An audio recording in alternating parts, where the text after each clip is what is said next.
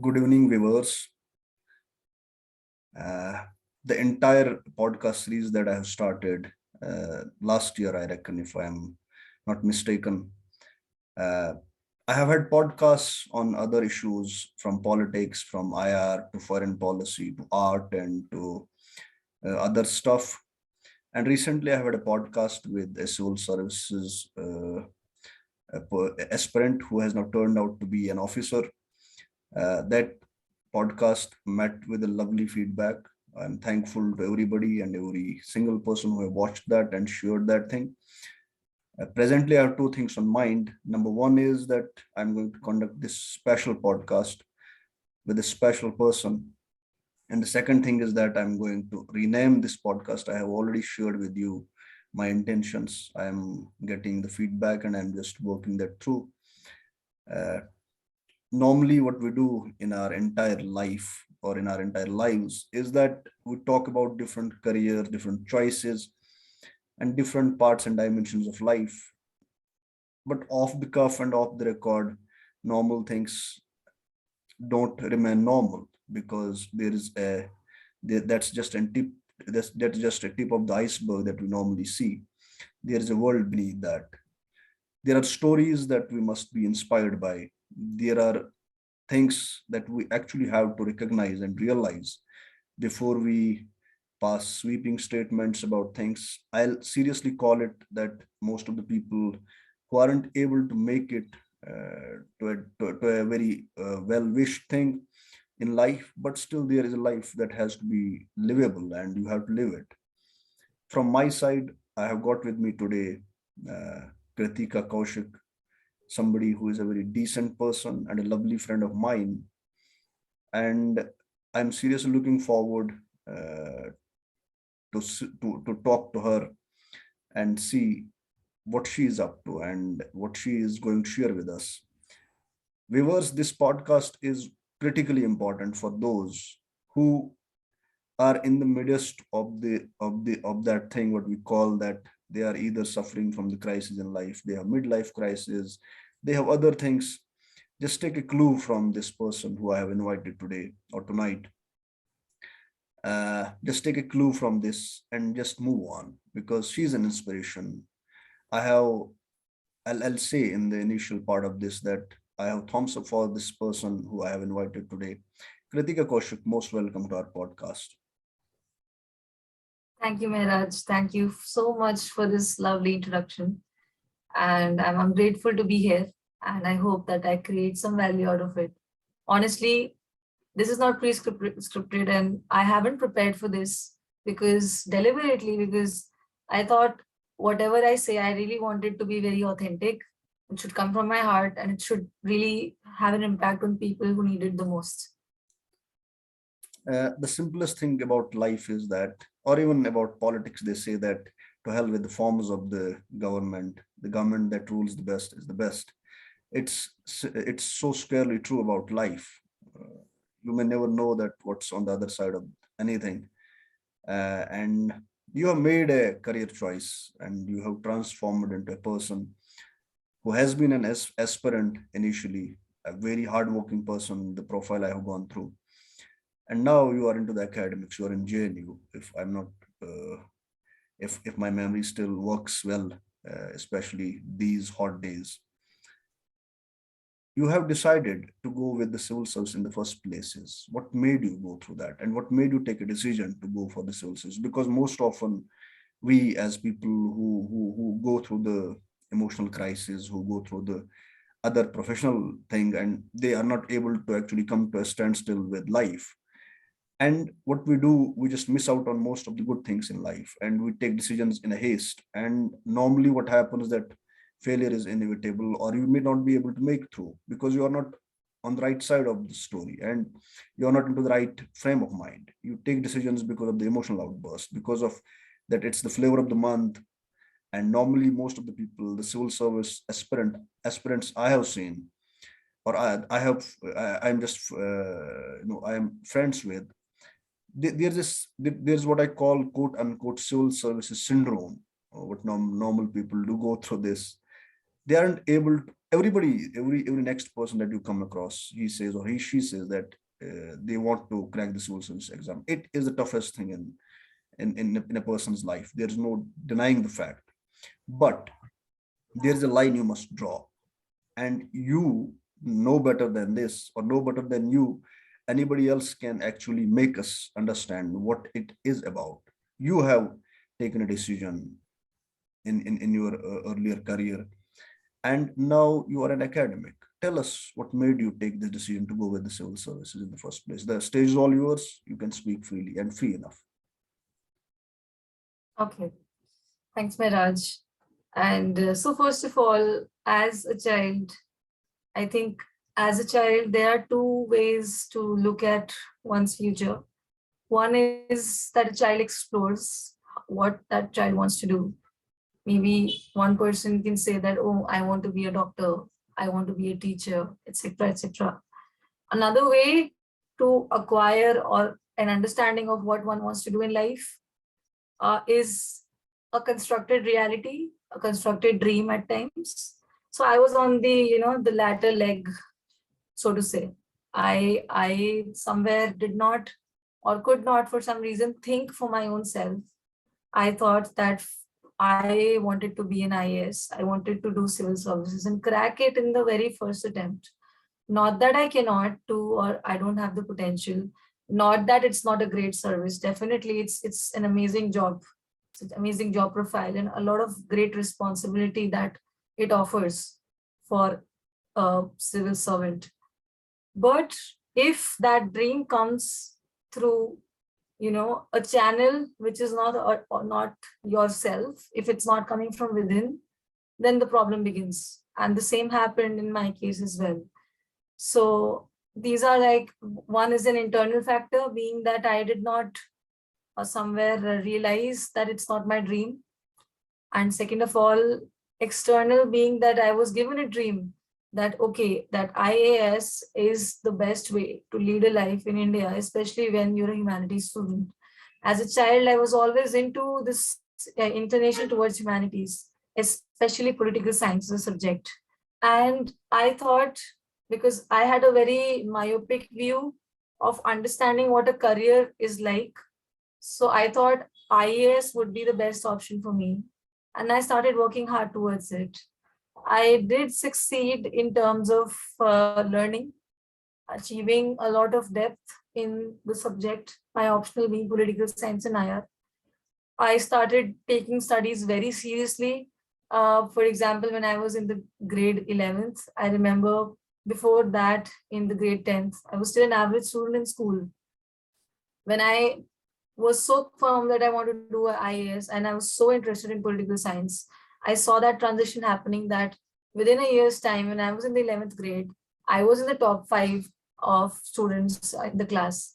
Finally, in the 12th grade, I got a good score. I got into Ramjas College. Uh, Surprisingly, I never ran after marks as such. I was just enjoying the subject political science very much while keeping in my head that dream alive for UPSC. I did not realize that I eventually became the topper in Ramjas for political science. And that kept happening for consecutively, like 3 years consecutively. Not aiming to top the exam for the DU, for the Delhi University exams, but just for the aim of, for the sake of learning and growing that hunger for, knowing more, discerning more. That helped me. Again, that helped me to crack JNU and for master's and now PhD for engineering. So that dream for IAS kept growing stronger. Somewhere I did not realize that I was too absorbed in books. I was too absorbed in the study material for IAS. Did not live the youth that I was supposed to live. I am still young, of course, but those formative years when one should enjoy each moment in one's life to the extent of, bunking classes, going out, enjoying, having a good time with friends. I somehow always felt like cutting down on all those things because I thought I have to find happiness somewhere out there in civil services. So that was the whole point. However, started to realize sooner or later that happiness is not something that lies out there. It is something that I have lost over the years, and I really want that back. And so UPSC was definitely and still is a very, very fascinating thing. But for me, to your question, simply the answer would be that why I wanted to do UPSC, not because that it came from within, but because the reality in our country is constructed in such a manner that for some people, definitely it is a dream that comes from within. But I belong to that lot of people for whom it was rather a dream given by others, a dream that is showcased in the media, in the market, and the education industry, which is more commercialized in nature. So I fell for that lot. And but I'm happy that this year, 2022, I got the courage strong enough to tell my family that UPSC, civil services, is not something that I want to do in my life.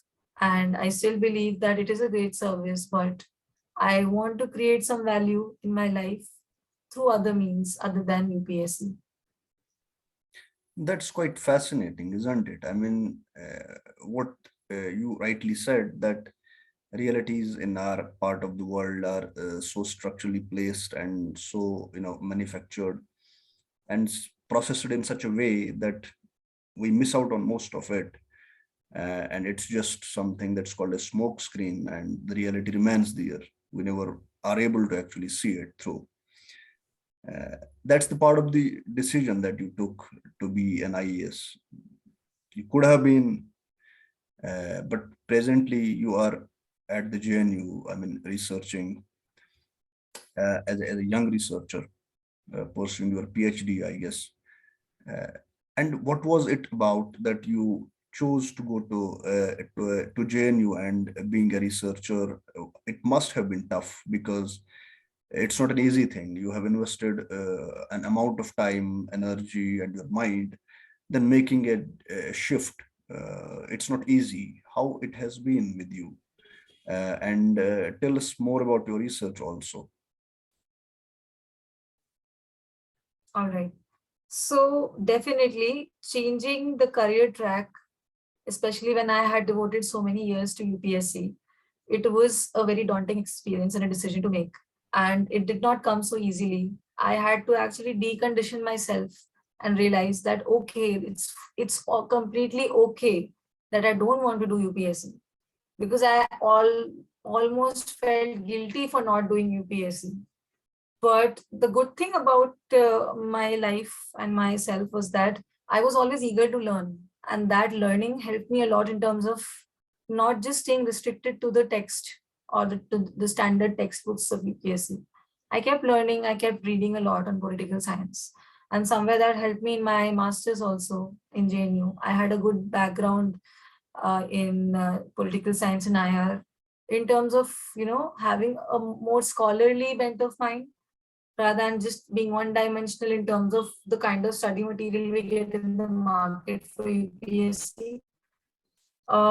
So I realized that the point was that in 2017, I almost had like a mental breakdown like John Stuart Mill had, because John Stuart Mill was somebody who used to study a lot. He was a child prodigy, studying so much at the age of 11, learning so much from his father, James Mill, and he almost lost his mind because of so much of pressure. And finally he wrote his book called On Liberty to actually express his and this his own liberty. And of course there's a political connotation to it for the concept of the scholarly work, etc. But his own psychological motive and context definitely was to express himself that yeah, finally I want to get out of the clutches of all the pressure that the society puts on us, or even our familial ties. And that's something that happened with me as well in the year 2017. I started to see a lot of changes in terms of my health, which were almost irreversible. A lot of issues that started coming up, going to different hospitals, different doctors, etc., etc., not getting a cure. I started to come to a point where doctors told me that you might as well have to drop out of your MA from JNU because your health is not in a good shape at all. You need rest. Somehow I tried to manage because I thought I had dreamed of JNU for too long. I can't just give up on it just like that. So I decided not to drop out. I decided to fight, and I decided to keep going on as much as possible. And the beauty about JNU is that it's not about gaining marks. Nobody would question you for getting less marks. JNU, the environment, the professors, the scholars, they appreciate you for your intellectual bent of mind, the kind of intellectual creativity that you have, the scholarly bent of mind that you have, that is appreciated. So even though I could not study in terms of, quantitatively studying a lot due to my health issues in my stay in my master's from the year 2017 to 2019, but scholarly and, qualitatively, I was still growing as a person. I did not give up on learning. Little time that I had with studies while struggling with my health and some other personal issues, I made it a point that I learned something out of it, not just to learn, but to actually apply it in my life and my worldview. One of the examples would be always trying to have a balance in terms of my views, like applying different thinkers like Aristotle, having the golden mean in life, trying to get there at least, if not, perfectly right there. So a lot of things like that. And finally, unfortunate, but not so unfortunate also. 2019 was the year I had completed my master's. That too with a good score actually. 70% is a decent degree, to show that okay, 70% in political science is good enough. Regardless of whatever I was struggling with, regardless of the fact that I was on the verge of dropping out of MA, I was able to manage that, not just by myself, by some support from my professors, some of my classmates, and even my mother, who really worked hard to just save me from the health catastrophe. So definitely, my mother also has a role to play in that, to help me come out of the health issues. But in 2019, the health turned out so bad that I had to take gap, like a complete break from studies. Even though this was still a time, I was still pushing hard for UPSC. I'm not well, I'm not able to get up, but it was so ingrained in me. I was almost so addicted to UPSC, to this preparation, that even when I'm not feeling well, even when I am, just not able to get up from bed, my body is not supporting me, my digestion is not working properly, my respiratory system is not working properly, I felt like I'm losing out on something, that FOMO, fear of missing out. I thought I can't have that FOMO for UPSC. I have to crack this exam, regardless of the fact that I'm bedridden. Not realizing that I was damaging myself so much. And finally, I realized that I was not able to crack the exam, obviously, because I was not fit enough. I was not even fit enough to sit in the exam for 3 hours. I had a lot of health issues. I did give the exam, I couldn't make it. Somewhere I realized that it's not that I can't make it to the exam. It's just that my heart doesn't lie there in the exam, in the process of the exam. And I thought I might not as well enjoy the outcome. Some people may enjoy it. Not everyone is averse to UPSC so much, but I felt like this may not be the thing for me. However, I kept this secret inside me. I could not share it with my family or with my friends or relatives. Everybody saw that, okay, Kritika is a topper. Kritika is all India rank 1, all India rank 7, everywhere, whatever. She will make it to UPSC in her first go, first attempt or second attempt. She'll make it with a very good rank. Uh, Again, a lot of expectations from others, and I never recognized myself as a person who's a topper or who's marks hungry.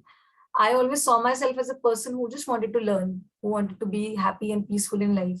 Somewhere not real, but still there was a fallacy, some shortcoming on my end, that I did not see that I'm damaging myself. The whole process, that if UPSC was not a dream that was coming from inside me, And if I'm still following it, it is a very self-sabotaging process itself.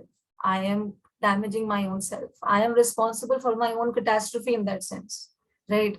So finally, I realized that I should give the JRF exam. So I remember 2018 December was the time everybody was preparing for JRF. I had no intentions of giving JRF because I did not want to take up academics as such.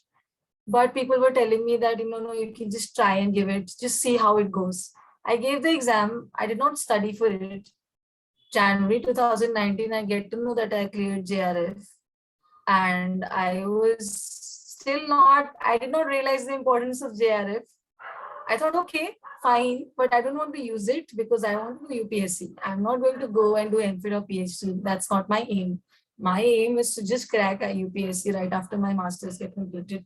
Uh, Funny thing, how the universe was just, hell bent on bringing me to the place where I'm supposed to be right now. Even though I pushed against it, that no, I don't want to do UPSC.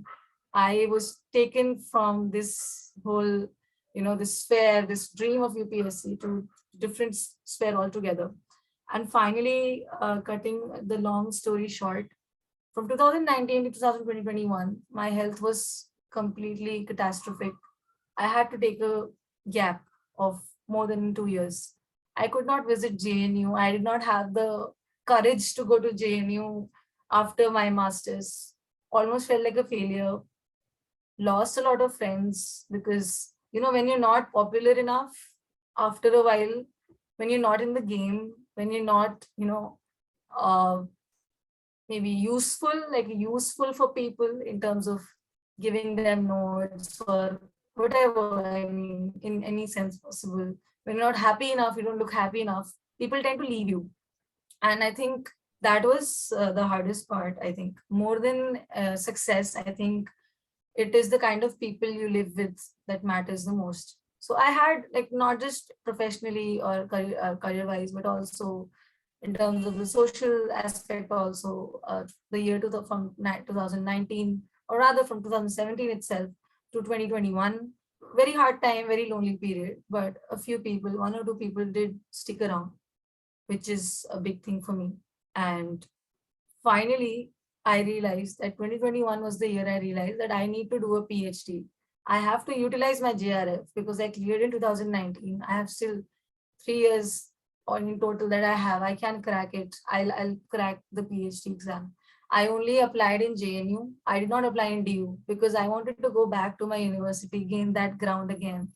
I did not visit JNU at all after my master's. I thought I'll crack the PhD exam, then only I'll go there, I'll sit there, I'll actually enter the JNU main gate with my iCard, showing my iCard to the garden and saying that, yeah, I am a part of this university.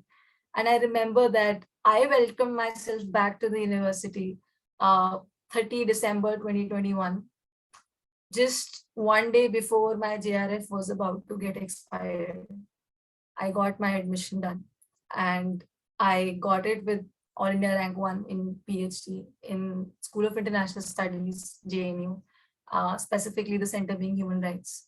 And very much that I'm connected with human rights and with conflict zones. That's my interest. So I am right now researching on refugees and international refugee law. And I have a very understanding and very caring supervisor, Dr. Deepa Kansra, who's really helping me a lot. She knows my story, she knows my struggles, and she really believes in me. So that really helps me a lot. Not just her, there are so many teachers and professors who've always believed in me since school, since Ramjas, my masters, and finally my supervisor. So I've got a good share of people who have believed in me when I couldn't believe in myself. But overall, the decision changed from UPSC to academics because I realized that I had lost myself somewhere in the UPSC process. And thanks to JNU, thanks to the university teaching there, they taught me and they made me realize that I have to bring myself back to life and not get redundant, not get demotivated or depressed for anything in life. And that really worked out for me. And here I am pursuing my PhD. and having other plans as well to help aspirants in their studies for political science and IR as well for UPSC. So it's like, it's not that for me, nation building is not just coming from being a bureaucrat. I believe by shaping young minds to be responsible and discerning bureaucrats, that is also a part of nation building. So that's what I'm aiming at. So practically, what I've planned as of now, I hope if it goes well, is that I have 5 years for PhD. I'll complete my PhD, get into academics. Along with that, I'll help shape young minds who really want to do UPSC, who really have that dream. Because having the dream of UPSC is not a bad thing, it's not a sin. And I feel that those who really want to do it should do it. And I would rather like to help them shape their minds. And especially those people who can't afford the education in terms of training themselves for UPSC, because the market right now, it's so, I know, I mean, a lot of online platforms are also coming up for affordable education, but still the majority of the market in terms of UPSC and the preparation, it's kind of ruthless in terms of having a lot of hefty fees for courses, and majority, like more than 95% of people are not able to clear the exam simply because there is a lot of knowledge deficit in terms of what is being produced in the coaching institutes. I'm not saying all institutes are bad, but most of the coaching institutes we see in India for UPSC do not really teach certain aspects, maybe deliberately or otherwise. They don't teach certain things, some value additions, some creativity that is needed actually to crack the exam. So it's like, everybody is turned into a machine. Everybody is following one straight jacketed approach to read this material, read this book 5 times and crack the exam.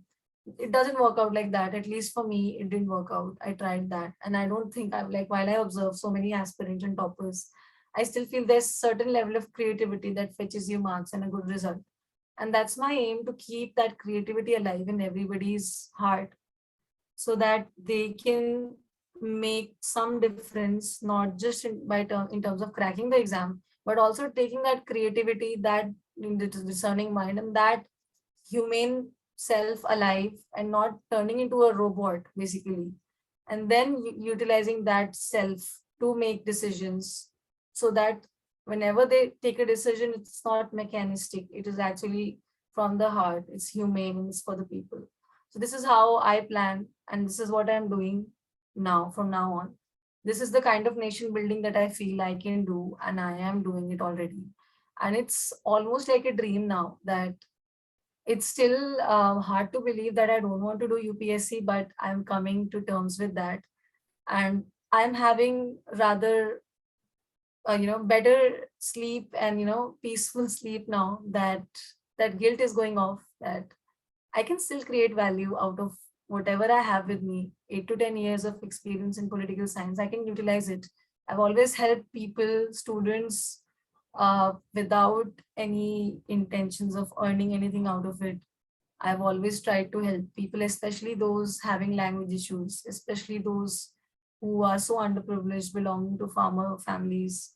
And I thought that this is something I'll always keep alive in myself. The other part being that since we have to survive in a, a world where, it's like a dog eat dog world, I also would try to monetize this aspect, if possible. If not academics, then definitely monetize this aspect where I can at least contribute and train students, but at a very affordable level, affordable cost, because I personally don't want to be super rich. I just want a life where I can meet my needs, where I can grow as a person, and I can have a decent lifestyle, as well as at the same time I can, uh, create some value and help people crack the exam, especially those people who are at the bottom rung of society, because they are the ones who can actually understand the pain of their fellow beings, and they can actually bring them up. So empowering people to empower others is my aim, and I'm really enjoying this process. what normally happens, Kritika, is that in the entire conversation, when I talk to people and guests that I have, I drop questions in between in order to make it kind of a balancing thing. But well, I was listening carefully to you, and I hope that all the viewers will listen to it carefully because it was so lovely to hear from you that the entire thing that transpired with you and that has transformed you to become a person that you are presently. You are at the JNU pursuing your PhD. You have had your JRF. I mean, it just was if at the flick of a switch, and you made it. It's normal for other people to follow up. And dreaming about civil service isn't a bad thing, but unless and until you actually brace up for something that's so uncertain and that's so at times so time consuming. I have seen some of the brilliant aspirants. I have friends, and I myself missed it. I was an aspirant back in 2 3 years back, but then we don't normalize this thing that you can make a career switch at a particular stage in life, so that you will make your life what you otherwise could have not. I mean, civil service is not the only gospel of truth and the paragon of virtue. Right. Normally, they are normal people as us, and people who don't make it, they are also normal. But we are running out of the time. Just one question, and then when we wrap it up, is that the single most thing that you regret about in a single liner will be, if we'll talk about it. I only regret one thing. I thought I'm falling short of time to prepare for UPSC, and I missed out on a lot of fun, a lot of learning in terms of just being carefree in my graduation days. I wish I could go back to those days, enjoy a bit of my college life, and be happy for And those then days. and then they say that history is a country with no seasons. You have to give yourself a walkover so that you will make your life happy and livable. One last thing is that certain tips about people who go who choose civil services. What will that be in just for 5 points if you have? Yes. First of all, one has to remember that UPSC is not your life. Your life and the value in your life, the kind of importance you have for others, it is not dependent on the outcome of an exam, be it UPSC, be it IIT, be it anything, be it NEET. It's not just an exam that can determine your value. That's one thing. Second of all, always keep a backup plan, which is really important. It's quite cliched when people say that no, you have to follow that one dream, one passion for the rest of your life. It's not necessary. Just think of this thing that you can make as many career switches as you want as you grow as a person. It only shows that you are very much creative enough to do anything and everything in life. I have a mentor who has worked in the United Nations. She's from Las Vegas, and she says the same thing, that why in India do we have this tendency to just follow one career path for the rest of your life when you can still, explore other things as well. So UPSC is not the only thing. Just remember that maybe UPSC could be a means to actually gain another career in life. Maybe you can be a great academician later, or you can be a great academician right now. Later you can think of UPSC. Anything. I mean, it's never too late to begin, and it's never too late to quit UPSC. That's what I want to say. Apart from that, just enjoy life. Really important. Enjoy the food you eat, explore the places that you've been to, your own birthplace, the places where your friends live. Go out, explore. Don't think that it's going to waste your time, because trust me, they say it in Hindi. There's this one person I remember, he said कि सुकून चाहे जितना भी महंगा हो उसे खरीद लो, क्योंकि मेरी मानो वो भी बहुत सस्ता है. So even if you feel like you're wasting your time by enjoying, I still feel just have a peaceful life. Be mindful of your own present moment. Enjoy. Don't think about the opportunity cost at all, because this is the only life you have. Don't waste your youth over something that where your heart doesn't land. So that would be my advice and tips for everyone who's listening to this. I would have loved to listen to you and extend this podcast beyond the time limit that I have set. But anyways, thank you for coming over and joining us on this conversation. It was really lovely thing to hear from you about different part of the entire thing that we have still on the money. But we wish you all the best with whatever endeavors you have in research and the noble initiative that you have taken.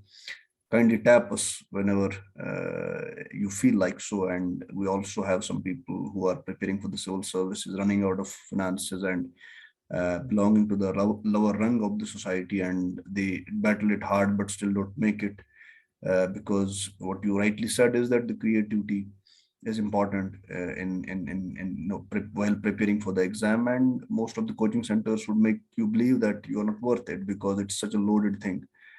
But the tricksters will just game the entire syllabus and they'll make it through. They are the people who are the officers then.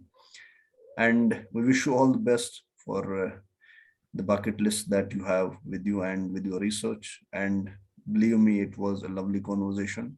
Kindly do also come another time and sharing with us the stage and experiences.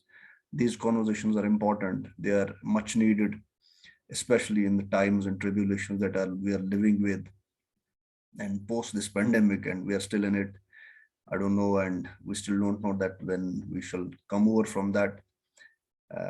Thank you for coming over, Kritika. Have a splendid and a lovely research life ahead in academics. Thank you. Thank you so much, Mehraj, for this opportunity.